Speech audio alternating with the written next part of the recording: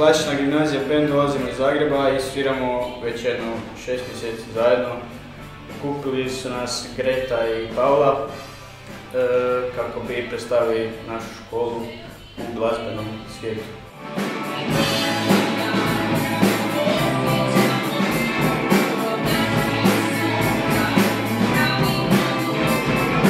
Ja sam Lucija i ja sam pjevač u našem bendu.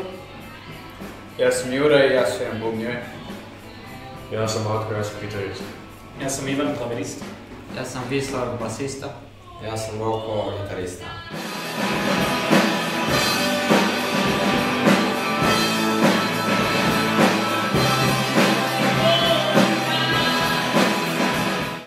Sviramo većinom rock, iako imamo i druge žanrove. I biramo pjesmu tako da neko predloži pjesmu i na kraju se svi složimo. Planiramo imati autorske pjesme, samo što ćemo trebati malo vremena da mi to sve napravimo, ali za sad već imamo neke ideje i već na nečem imamo malo vremena. Pa najviše slušam rock glazbu, najdraži bendovi su mi Beatlesi, obožavam od hrvatskih bendova, obožavam Nike, to mi je baš u srcu obožavam.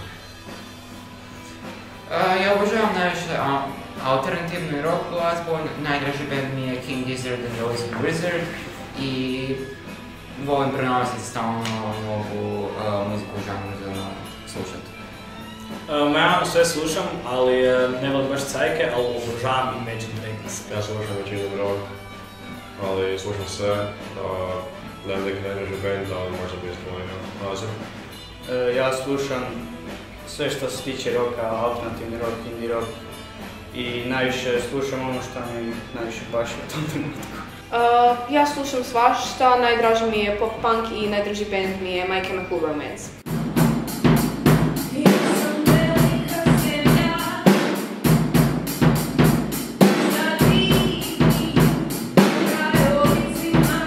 Mislim da je Superval super prilika za mlade bendove, prva stvar zato jer upoznamo nove ljude i upoznamo se i družimo se, a druga stvar je možda još bitnije samo da se proguramo, zato jer ako nas neko čuje, na primjer preporuči nas nekom, tako se možda možemo progurati dalje.